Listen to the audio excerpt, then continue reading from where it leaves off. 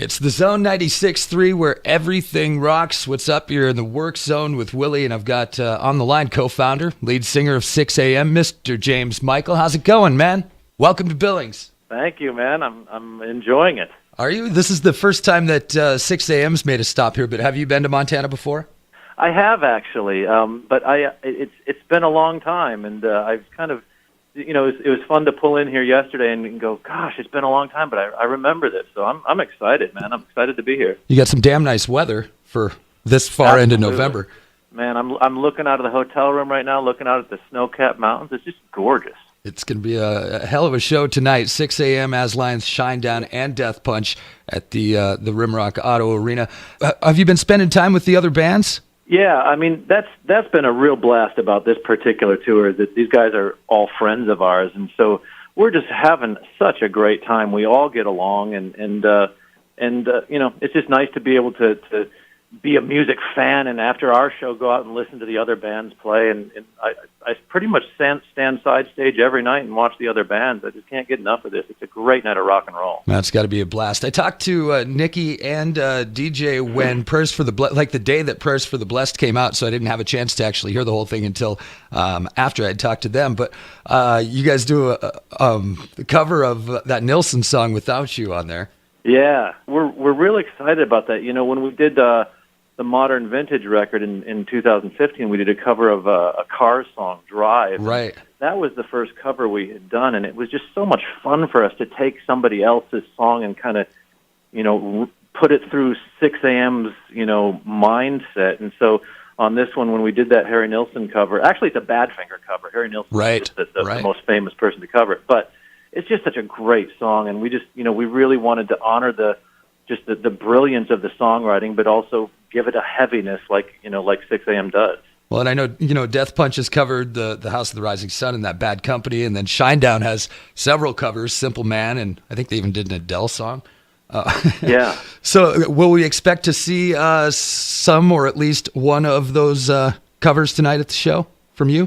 Well, tonight we're not doing any covers, but we are doing our first single off of Volume 2, which is a song called We Will Not Go Quietly. Yeah. So we started playing that song up in Canada a couple of months ago before it was even released. And what was exciting for us about that is that, with both Volume 1 and Volume 2, we really wrote these songs and recorded these songs so that they would transition to the stage really seamlessly, and it was fun to watch that happen. So we were playing this brand new song that nobody had heard for an auditorium full of people, and they were bouncing and just totally into it like it was a song they'd known all their life. So it really was a feather in our cap to go, okay, yeah, we really accomplished what we set out to with these records.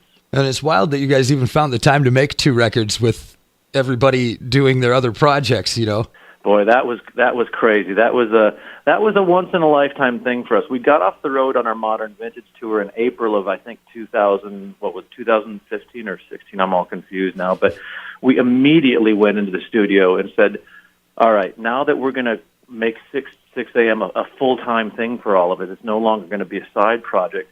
Let's give a lot of new music to our fans." So we intentionally wrote and recorded 2 full-length albums. And we knew that we were going to release them both in the same year, but we also knew we were going to release them separately so that fans would have a chance to absorb Volume 1 before we put Volume 2 out there. And so everything's going according to plan. We worked our butts off for 9 months in the studio making both of these records, and now we're out here just having the time of our lives, playing songs from both records and just night after night with these great bands. It's just been a fantastic experience for us. I was going to ask how that decision was made to release those separately, not like the Use Your Illusion, you just get hit with so much, right? You give us a little bit of a breath in between. It can be overwhelming, and I think you have to be careful with double albums for a couple of reasons. Number one, you and I have both heard double albums in our life where you really get the sense that they went into the studio to record one record. They ended up with a couple extra songs, and they figured if they polished them up, they could put 2 records out. Right. Those can be a real bummer. And then also we've experienced double albums where there's so much great music, but it's so much to absorb that you start kind of overlooking certain elements to it, and you don't give it the attention that it needs. So we wanted neither one of those to be the case with this, and that's why we we released them separately, and made sure that they stood alone as individual records as well as work well together as a pair.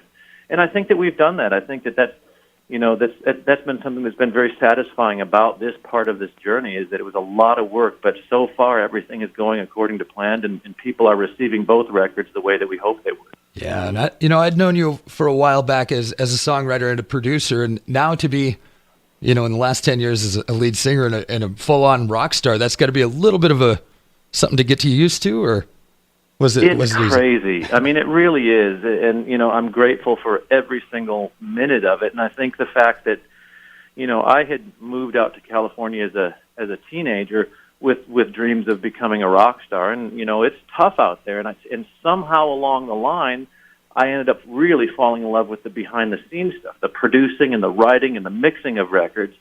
So I had put those rock star dreams basically on hold very sincerely, and was loving this career that I was having. And then along came this opportunity to put Sixx A.M. together. And I got to tell you, you can hide those dreams away, but they're still there. And I'm literally living the dream right now, my friend. It's really incredible. I wake up every day and I just feel lucky to be me. Do you have a favorite lead singer? Oh my goodness. Yeah. I mean, I always kind of default to Freddie Mercury. He is who got me to just love the drama and the theatrics of music. And I've always been drawn to that side of it, to the theatrical side of music, and I owe that to Freddie Mercury. As a kid, I was just so enamored by his sound and his sensitivity and his lyrics, and just the way that he and everyone in that band had such strong personalities, and it was just that's what just captured my imagination from a very young age. I would love to hear a Sixx A.M. Fat Bottom Girls cover, man. Oh man, wouldn't that be killer? As a songwriter and a producer, you've worked with just about everybody from Kelly Clarkson to the Scorpions. Do you have like a favorite project over the last 20 years or so that you really are, other than Sixx A.M., or is that the favorite? That's a good question.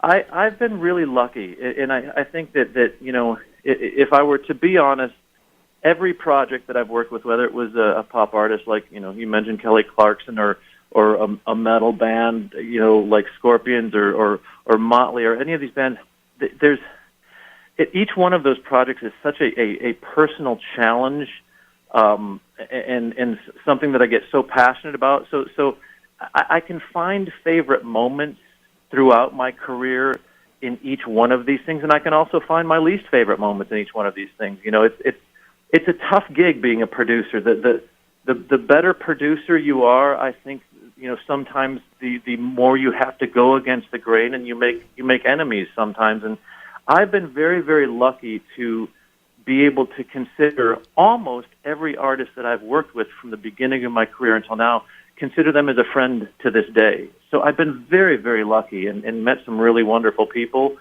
And it would be hard for me to single out any one. I've had incredible times working with Motley Crue. I mean, to be trusted enough to be allowed to be a part of rock history like that has been, something that I don't take that lightly, and I'm very honored and thrilled that I was given that opportunity.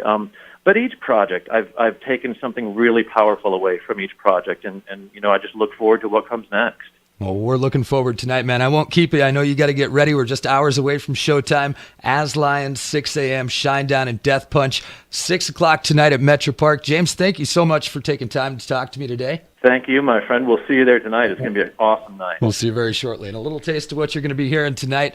Thank you, James. All right, my friend.